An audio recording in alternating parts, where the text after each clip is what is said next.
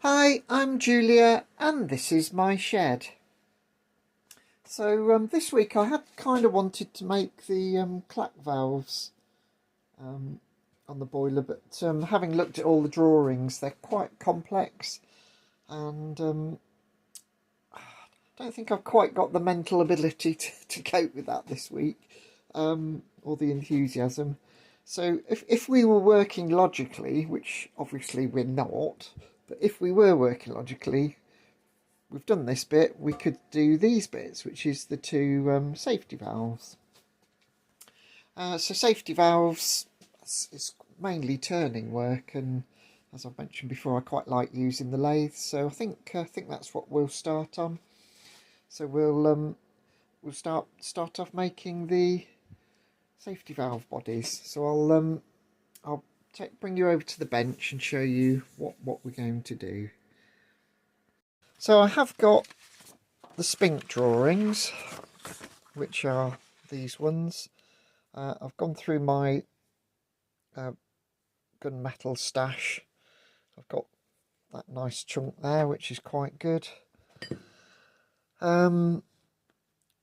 So I've looked at the spink drawings, but the designer that I prefer to use for safety valves is a guy called Gordon Smith. I was quite fortunate to be able to sit through one of his lectures at the Model Engineer exhibition, where he discussed at great length all the experimental work that he'd done in producing pop valves which didn't lose too much pressure, didn't waste too much steam, and were quite effective at regulating steam pressure. And so I've gone through the drawings of his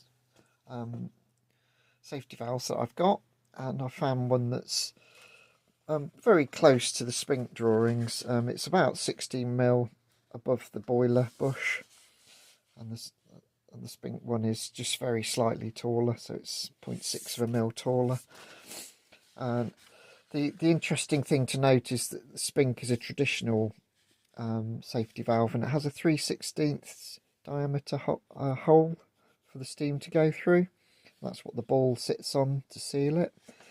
Whereas the Gordon Smith design that we're going to use, which I think is suitable for this size of boiler, has a slightly larger hole. It has the same size ball, but a slightly larger hole. And that's basically because the ball tends not to lift as high. And I'll just, not sure if you can see this drawing. The secret sauce of the spink draw of the Gordon Smith design is this cup that encases the ball. So as the ball lifts, the steam comes out at an angle like this. As soon as it just opens a fraction, the steam hits this flat edge here, and that provides quite a lot more surface area for the steam to act on, and that pushes this up quite rapidly. So then obviously the steam pressure drops quite quickly, and then it pops back down again. And the other important part is that the clearance in this body to the sides of the this special cup is quite critical as well. So he's spent, I think, years actually designing these, and he had an electrically operated test boiler, and he spent many hours perfecting these designs. Actually, you can see a bit better here, so you can see that this gap is actually quite, it isn't perhaps as big as you might expect, but that all combines to make it work. So I like this design. It's rather than just sort of copying something LBSC did 50 or 60 years ago or 70 years ago. He has actually done some research and experimental data and honed a design, really. So I like them. They give quite a nice nice pop. That's not too extreme, and they don't lose too much pressure when they do. Unfortunately, a lot of the early designs, once they're open, they stay open for too long. So what in engineering speak we'd call hysteresis is very high.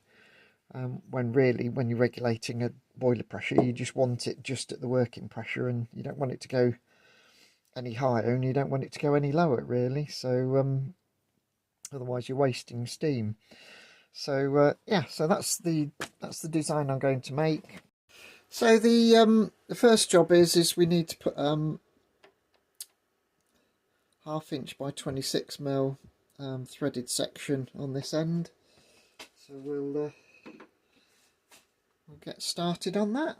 I'll just true up the end first, I think.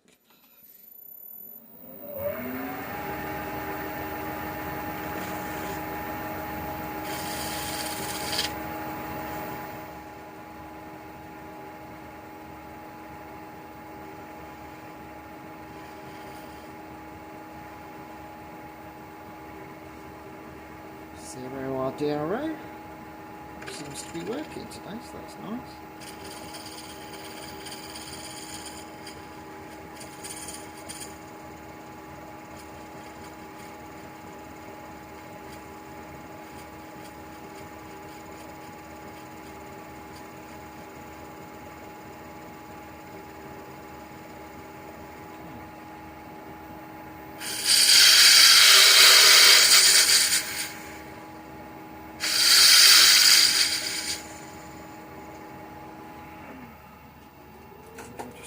Check the calibration of our DRO. Looks pretty good actually, so we'll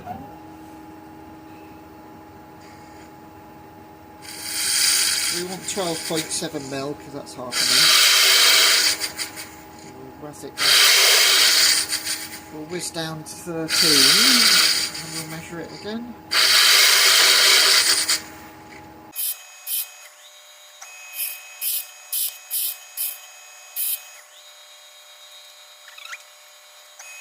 Coming at 12.7.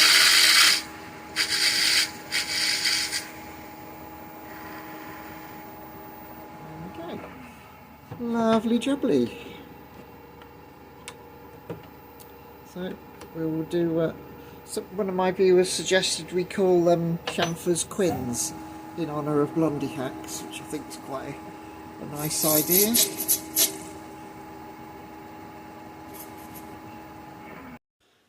Okay, so we've got the die set up. 1/2 inch by 26. So.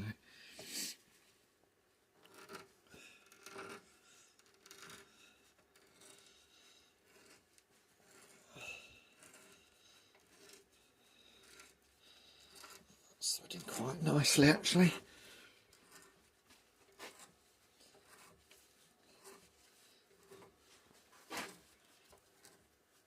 It's a fairly coarse thread actually for a boiler bush, but this is a very big boiler, so there we go. There we go. So obviously the final job is to add an undercut as usual, as is traditional.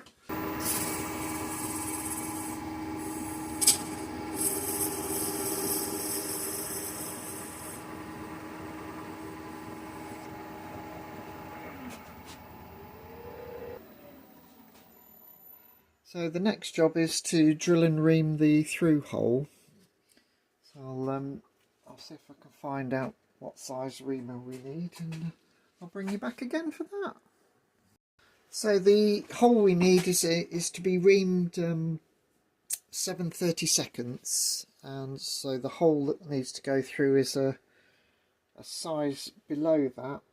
So the next imperial size down from 7/32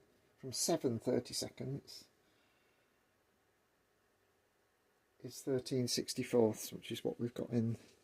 So we'll drill that out and then we'll get the reamer going.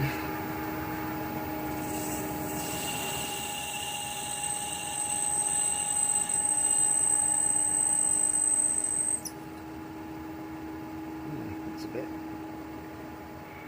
So we need a conical seat on the bottom of this just to aid gas flow. So I think I'm just going to go in with that, just to get the get things centered up a bit better. Not very happy with that as it stands.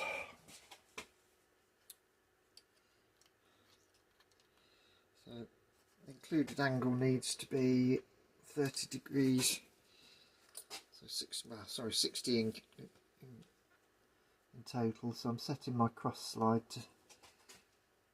to 30. So I'll give it a 60-degree seat, or lead in to the reamed hole. Right, so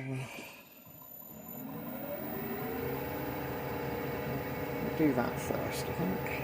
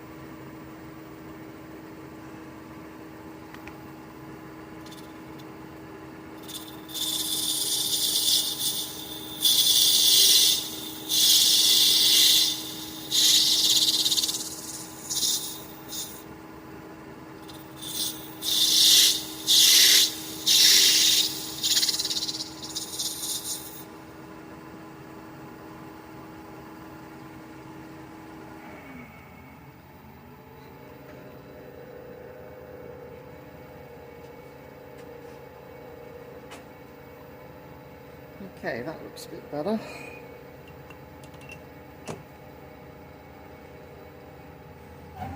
So there was already a hole started in here and it wasn't very concentric, so I'm hoping by doing this we'll just get the drill a bit more concentric. I could see it's wobbling around quite a lot. So we'll try this, see if that works.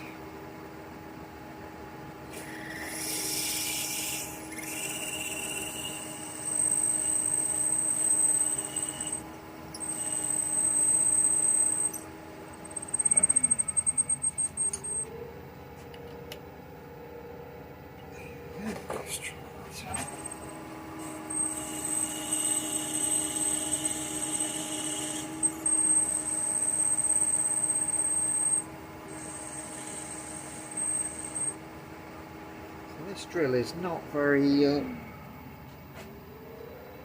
sharp, so I'm going to go with my next size down metric, which is that's about 5 now. I want this to go through all the way through the body, really.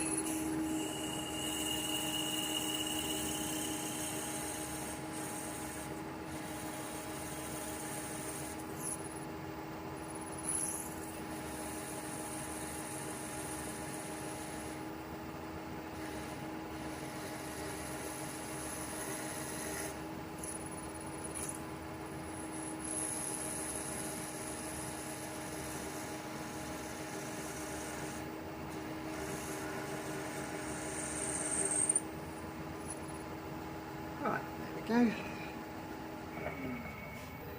I will just go in with the correct size, but I think they're about almost exactly the same, so I don't think this is going to do anything.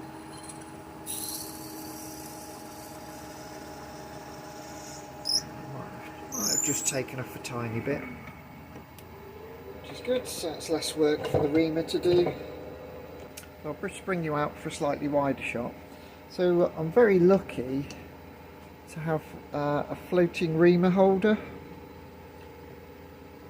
So what you can see is that it can't rotate, but it can move side to side and up and down.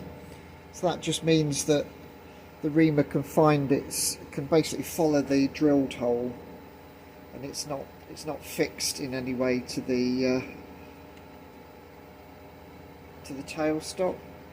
It's a very handy thing to have when you're reaming holes out, but it's not essential. You just need to make sure your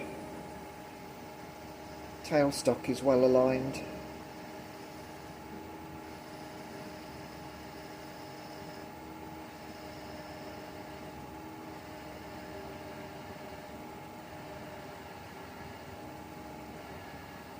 There we go, we've got a nice nice precise hole now,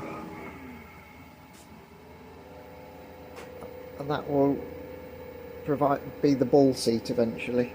So yeah, a nice tool to have, but not essential.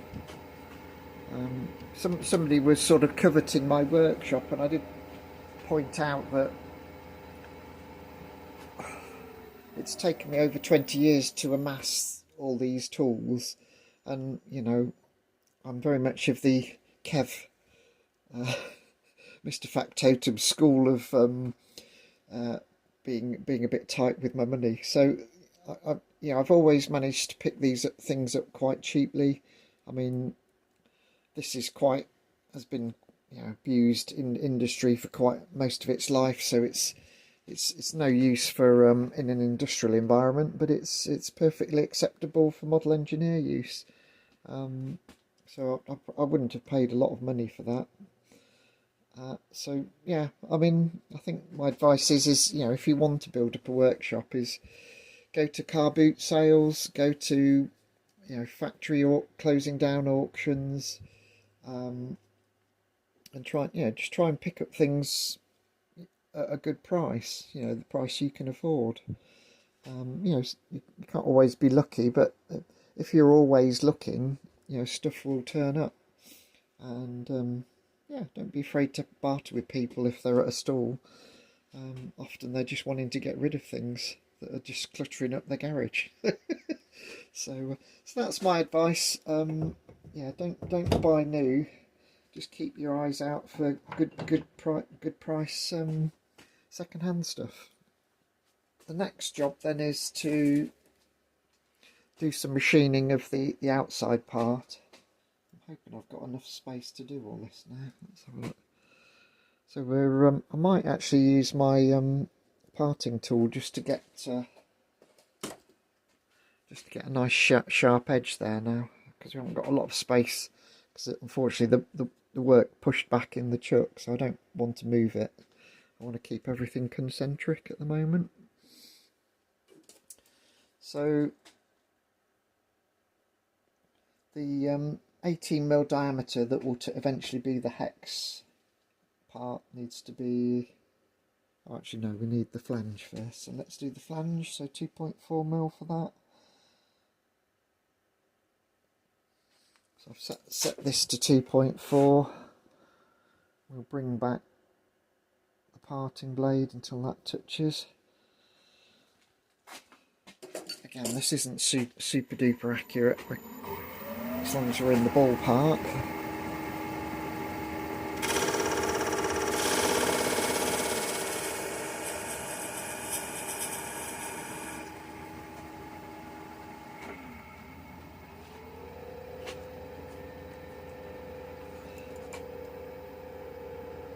So this needs to be about 18 diameter.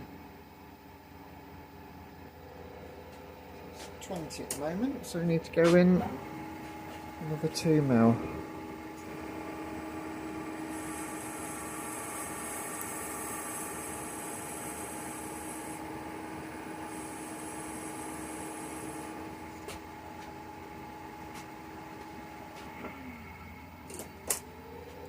See if I can measure that now. It's 19. Yeah, so I think I'll go along and plunge in the next section.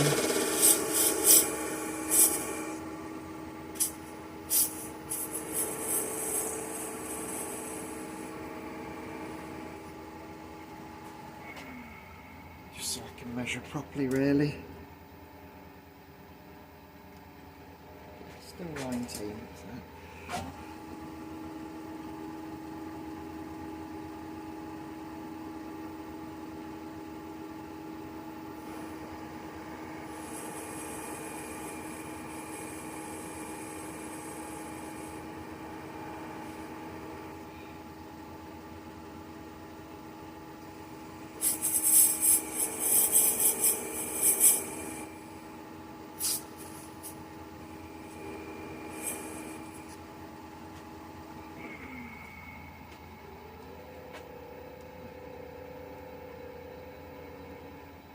Okay, so that's 18, so that's good enough. Okay, so the 18mm section needs to be 3.5mm wide, just so we can get a spanner on there basically.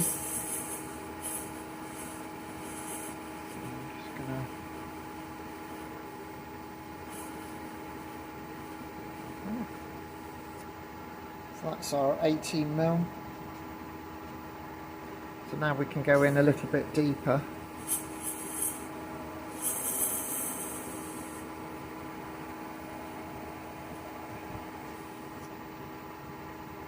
So annoyingly I am going to have to move this out in the chuck a little bit, so we're going to lose a bit of our concentricity, which is a bit annoying, but there you go.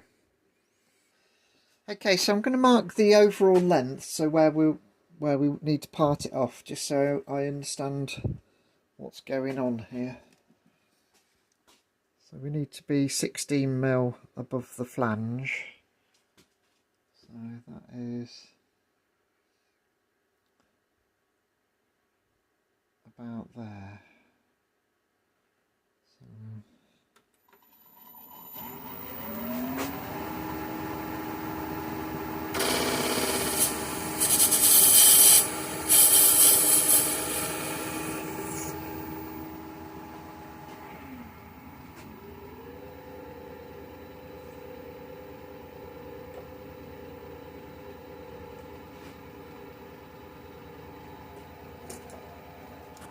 this top piece needs to be about 2.4, so we need to take about the width of this off, so that will do.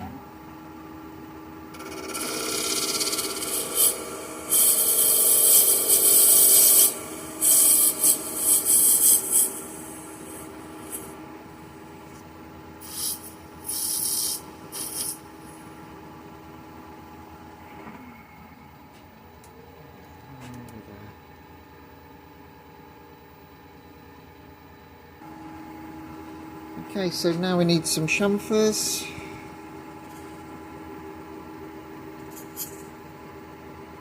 Or quins.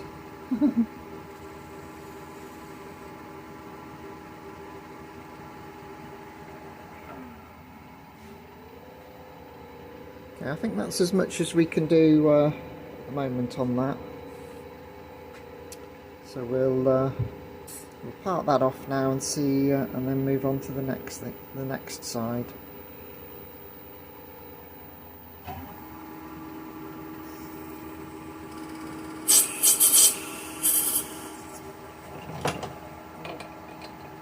Use a drill to catch it, because I don't want it flying off into the low Earth orbit if we can help it.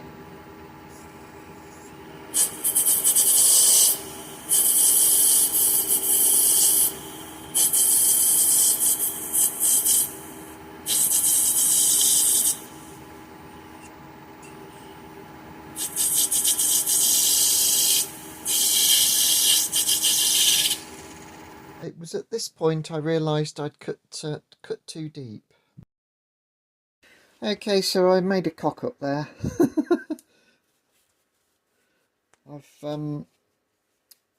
When I came in here, I just went way too deep, and that's too deep now. So I've got some more bronze. I've got quite a big bar, so it's a little bit bigger, but never mind. We will try again. So what I'll do is I'll put you on time lapse. I'm basically going to do exactly the same thing again, but I'll put you on time lapse, and that might be interesting while I right some wrongs. By using this larger piece, actually, I can get it get the outside a bit slightly bigger as well, so that's quite good.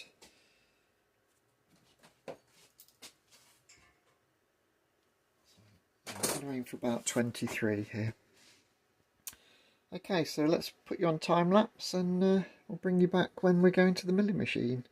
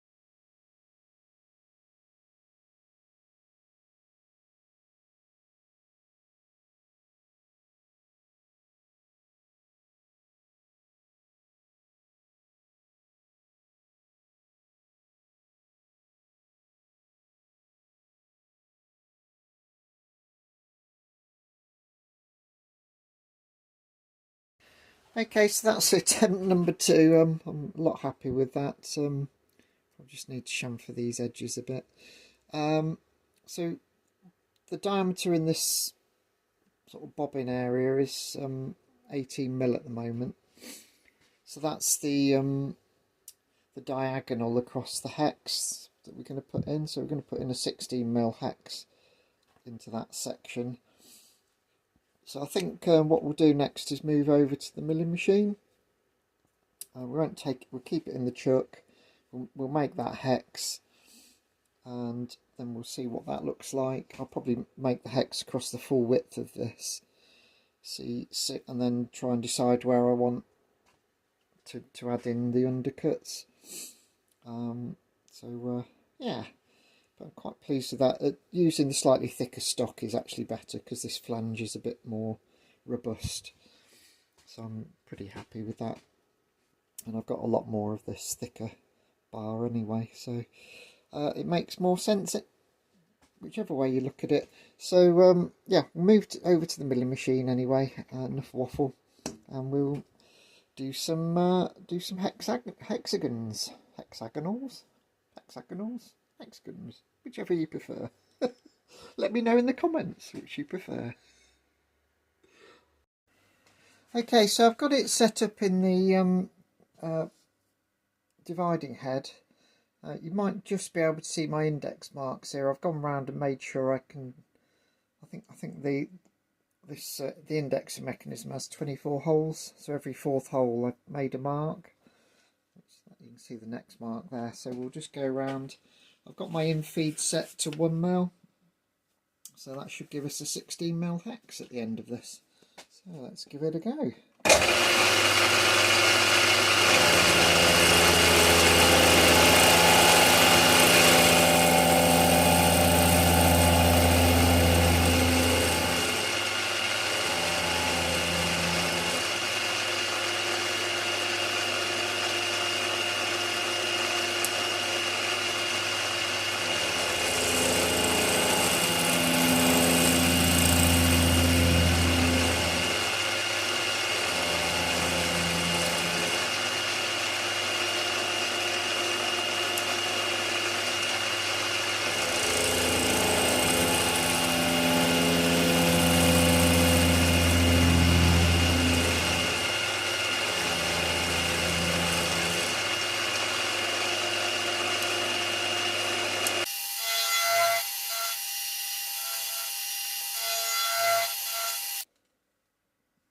That's a 17. So that's a loose fit. Let's see if that's 16, shall we? Place your bets now, gentlemen and ladies. Ooh, 16.07. That's not bad, is it? Roughly. I think that'll do. I think that will do. Okay, so I'm quite pleased with that. I'm almost tempted to keep it just as a hex, but that might look a bit weird. So what I'm going to do is just undercut the hex, basically by the width of the parting tool, just until we get round. So there's sort of a hex bit with 2 round sections either side of it. So we'll give that a go and see what that looks like, shall we?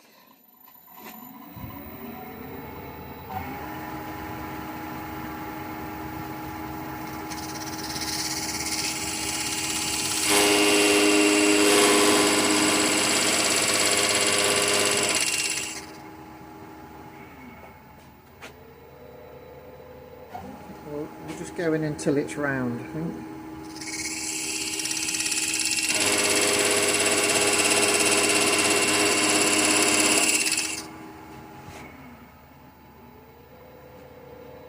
A bit more.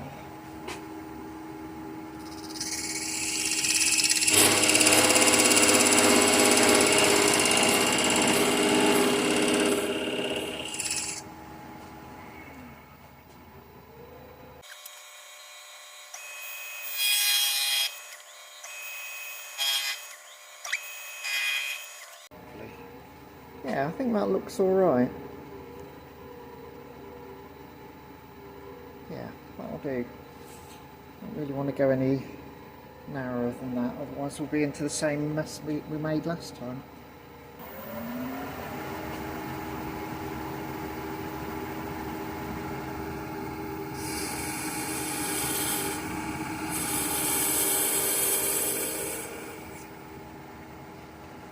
Actually, before we part off, we'll do our blondies.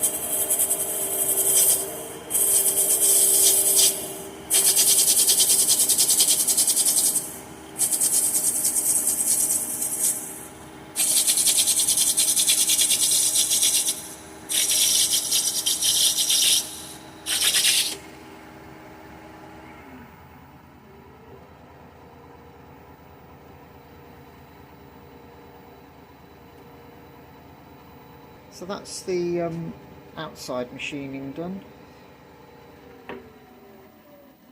Looks quite nice.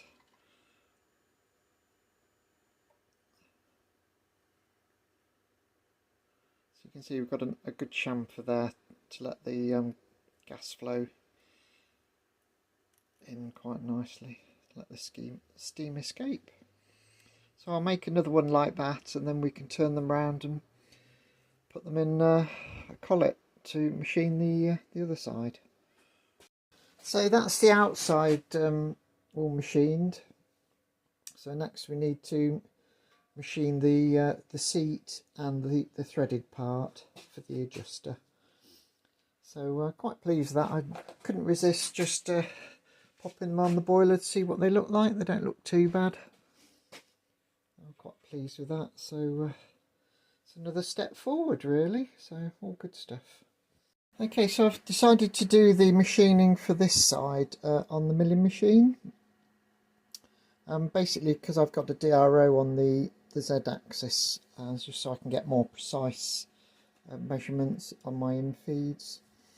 So the first part we need to do is, so I've centralised this part with the drill axis or mill axis, and we need to drill in a tapping drill size for the 1/2 inch 26 thread, and that needs to go down 8mm. So I'm going to bring it in until this is just cutting all the way, and then I'll zero my DRO and we'll see how we get on. I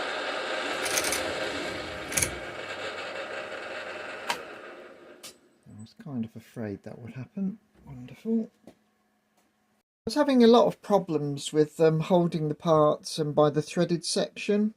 It was just spinning and damaging the threads. So I've changed to a chuck now instead of the collet chuck, and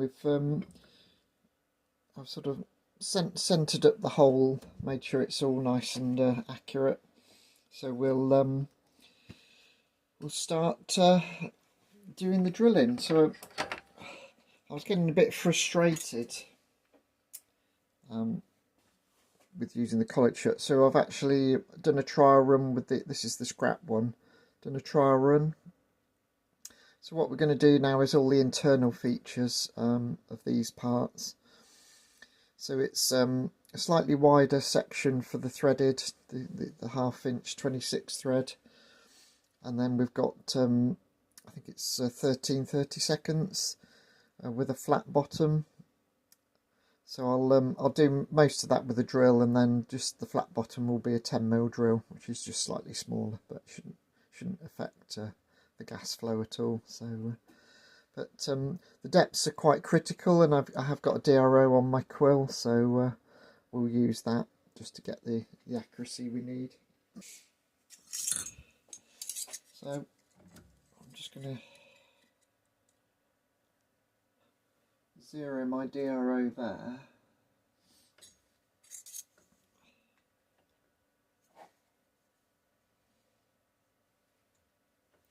And go in most of the way, the 14mm that this needs, and then there'll just be a couple of mil, which is this area, which I'll do with 10mm.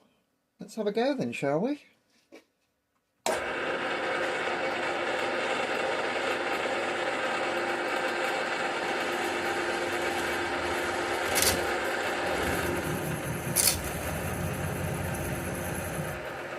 Now I found it was snatching before, so what I actually ended up doing was using the mill fine feed to actually drill down. So I'm get a better job with that, so we'll do that.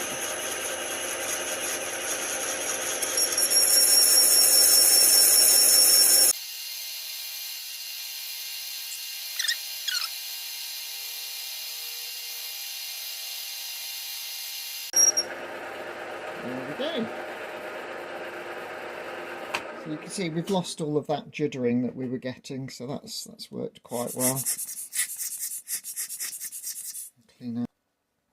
Right then, so that's the 30 seconds. Now we need to go up to the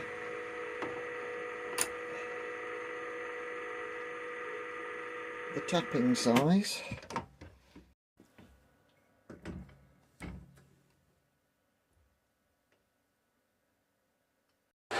Okay, so now we're going to go in with the 10mm slot, not slot drill, it's a 3-flute cutter, an FC3 style.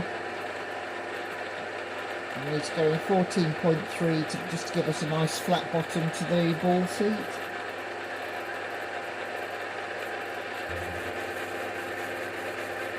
Just starting to cut now.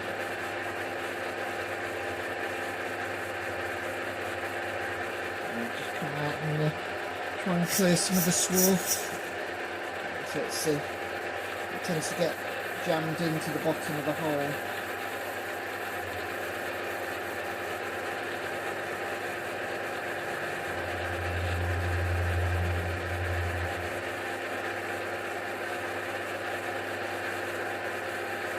There we go, 14.3.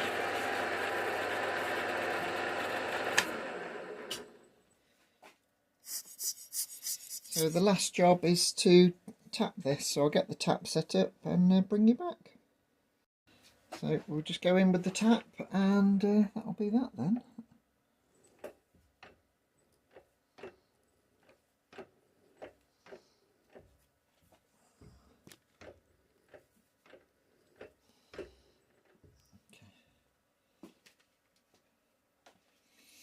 As it's quite a large diameter tap, it's started to slip almost straight away.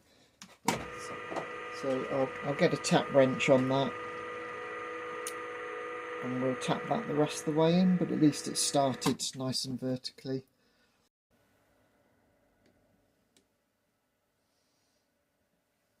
Just move the light out the way. So I only have a plug tap in this size. So it's a bit harder than doing using a taper to start with. So, oh, I think we bottomed out there. I don't know if you saw the part move, but that's okay. We're done. That's it. Lovely. Excuse the mucky hands. Hopefully you can see that. There's the threaded section, slightly narrower bore with a nice flat bottom. I'll just need to deburr this hole. I'll use the handy burring tool for that because I haven't got a countersink big enough for the machine, I don't think. So yeah, so that's the first one done. We'll do the other one and we'll get on to the next thing. Okay, so that's the body's just about done. the next thing we need to do is the adjuster. So we'll go back to the lathe and start on that. So I haven't got any 1/2 inch brass, so this is, I think it's about 14mm this is, so we'll run this down to 12.7mm and we'll use that. So let's get going, shall we? That's if you unlock the spindle, isn't it?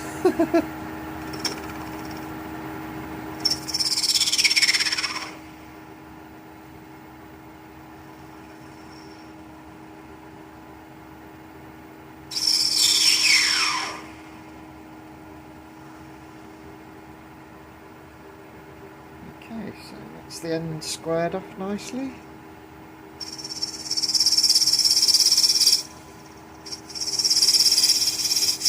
So I'll turn this down enough to make 2, save time.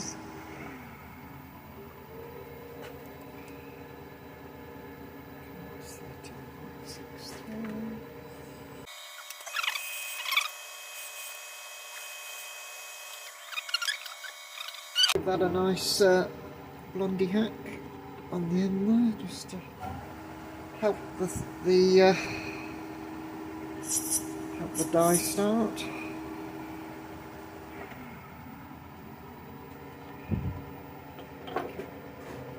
I'm not actually going to drill this through at the moment, and I'll explain why in a minute, but we can at least put a centre hole in there for now. Okay, so time for threading.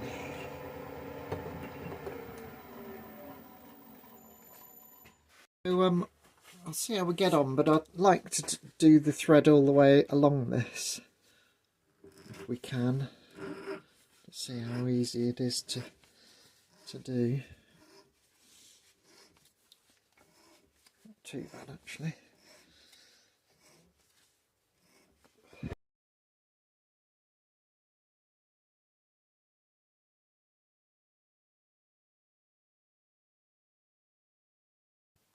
I was having trouble with the dye blocking up whilst doing this, so I had to unwind it a few times and just clear all the swarf from the dye.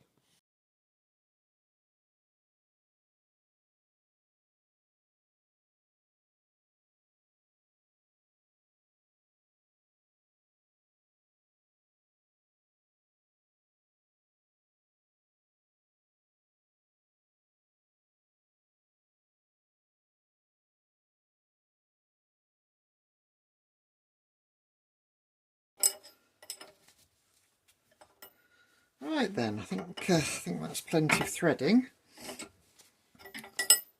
So I'll take this off and then we'll go over to the milling machine, because we have many holes to drill. Well, a dozen anyway. Sounds like a lot. Actually, before I take it off, I will just check that the thread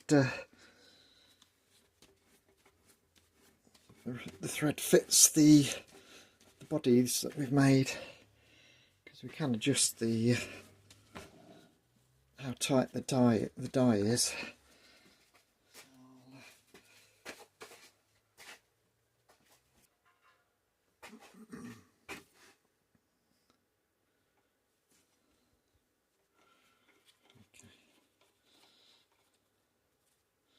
Yep, that's a nice loose fit there, so that's lovely. I think that will do. Right then, off to the milling machine now. So I've had the drill chuck mounted on this indexing head, so and it's got 12 positions, which is actually what we need. We need 12 holes. So I'm going to start at, I can start at position 1 actually, and then we'll drill in, and we've got to make 12 1.7mm drills. We need some high speed drilling there.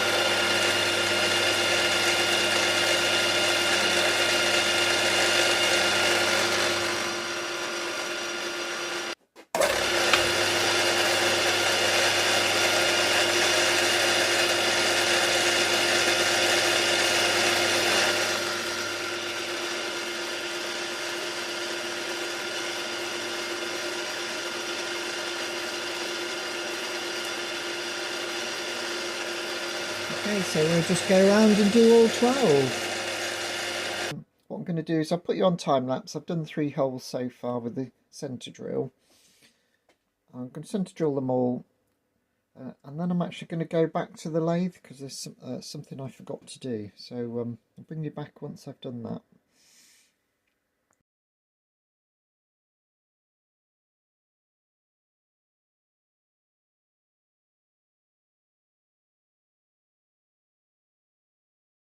So what I'm going to do now is use the parting blade to start taking some of the material off, but not all the way through. But what I want to do is go past where the holes are going to be, so that the holes only have to drill through the minimum amount of material that they need to. So there'll be basically a gap they can come into and break into. So I know I've gone the right distance, so I'll just do that, and we can go back to the milling machine to actually drill the holes.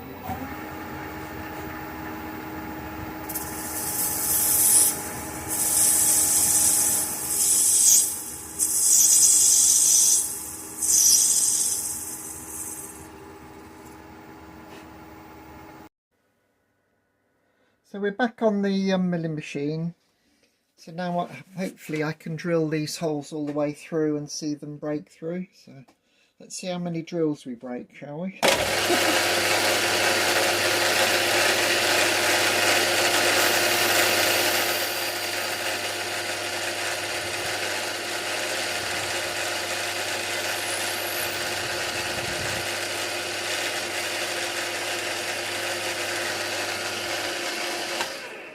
So we didn't break the first one. I'll put you on time lapse and see if you can spot me breaking a drill.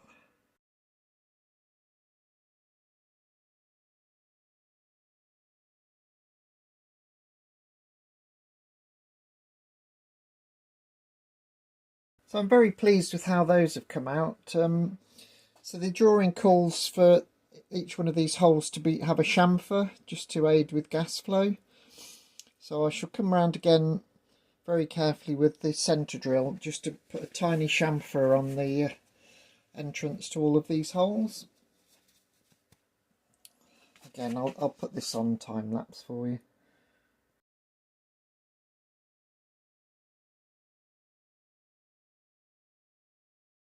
So I'm very pleased with how those have come out. Quite nice little chamfers on all of them. So we'll take it back to the lathe again to finish this off. Okay, so I'll just chamfer where I've started off the parting off. Be a bit careful of the parting tool there actually.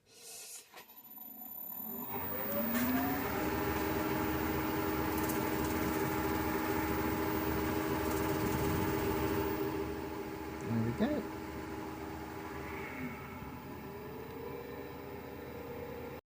So the next thing we need is a flat bottomed recess to hold the spring. It's like a spring seat. So I'll start with a 6mm drill, and then I'll finish it off with a 1/4 inch milling cutter to give a flat bottom. So it only needs to go in 4mm.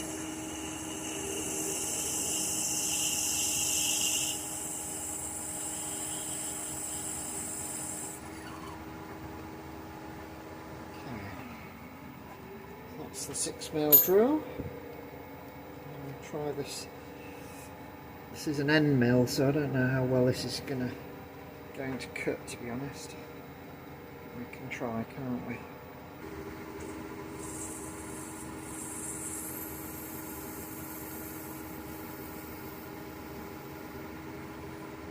Okay, that looks quite nice. Oh yeah, it looks very nice. Let's just check the depth, see how we're doing. So we need to go about 1 more mil. Just be very careful now.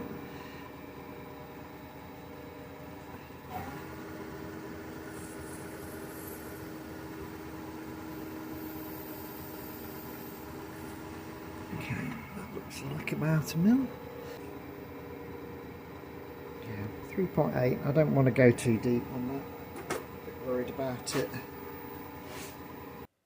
So I've run out of time this week to finish off the safety valves, but we've got the bodies and the adjusters done. So the next job will be to do the the plunger that sort of encapsulates the ball. That's actually quite a precision part. Again, it's very critical to the operation of the pop valve. So I'd rather not rush those. So we do a nice job. Not that I'd ever not do a nice job, but you know what I mean.